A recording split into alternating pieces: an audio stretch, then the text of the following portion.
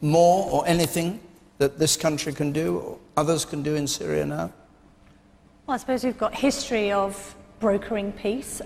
Is it our place to go and do that in the Middle East? I don't think anyone can look at any of the images that come out of Syria these days and not feel desperately sorry for what is a gargantuan human tragedy. And again, we always say after these horrific incidents, never again, never again. But equally, I think there's a sense as well that in terms of foreign policy, intervention hasn't been successful either, and bringing people together on both sides of the table doesn't seem to work. Obviously, there's been great gains against Daesh, and that should not be underestimated. But if you actually listen to the people on the ground, I mean, the absolute abject horror of what people are going through there, I think, to be perfectly honest, as we sit here cosily in question time, is beyond the comprehension of most people. I disagree. I think Britain, by the way, is a very compassionate country. I think we've been very welcoming to asylum seekers. Our government isn't. Well, I think the general public, generally, when there are these awful humanitarian crises, we dig deep, we try and donate, we empathise. No one in their right mind would turn around to children coming from Syria who are seeking asylum in this country and in this audience want to reject them. So actually, let's not be too down on Britain. I think Britain's been very open-handed. I agree Britain is a tolerant country, but our government policy does not match the public mood. Just make the point again, because people are applauding her point. Just make the point, and then I'll put it to Brandon Lewis. So I agree with you. I don't think that the British public looks at the plight of child refugees and wants to turn away. So why does our government insist that it's okay to continue to detain pregnant women, to split up families through deportation? This is my point, is that government policy does not match the public mood, which I think is one of compassion. Brandon Lewis. Well, I think it's just important to be very clear about the facts, because Ash has just said something that is completely wrong.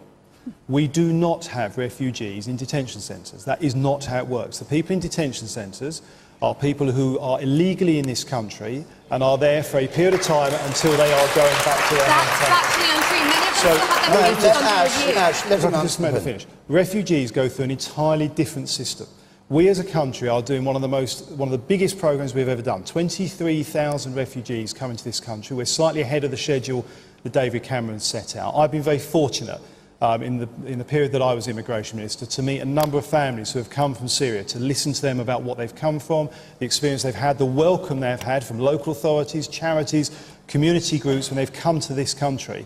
We should be very, very proud as a country, not just of the billions of pounds we are spending in the region to do our bit in the international community, one of the biggest in the world and the biggest aid programme we have taken forward, I think the second largest support in the world. But obviously, as Camilla rightly said as well, again, I think the welcome that we give people in this country, and there are 23,000 Syrian refugees, as I say, coming to this country, on top of refugees from elsewhere. We have a very, very strong programme for refugees, and what Ash has just outlined is a completely false statement about how the refugee programme works. That's not true. Asylum seekers in Yars would still have their cases seekers are not under refugees. Review. So they're people who have escaped conflict. They're people who escaped conflict, escaped torture, escaped sexual violence, and we continue to lock them up. No, Do you think that's a just policy? No, well, actually, do you think it's a just policy that 70% of detainees at Yarswood who are female have experienced sexual violence? Do you think that's just? Actually, Ash, what you've just said is again wrong. No, that is that's a fact. That's from Women's for Refugee Women. Detention centres are for people who are being removed from the country or going back to their home country, who are in this country illegally. Asylum seekers who go still through have their cases under review. No, asylum seekers go through a different process. People who are here illegally are different to asylum seekers, which is different again from refugees. There are different processes, and you do a disservice to people and hard-working people across this country working in those facilities, helping refugees, and the refugees and asylum seekers themselves when you confuse the two things. All right, hold on, Ash. The person there, you.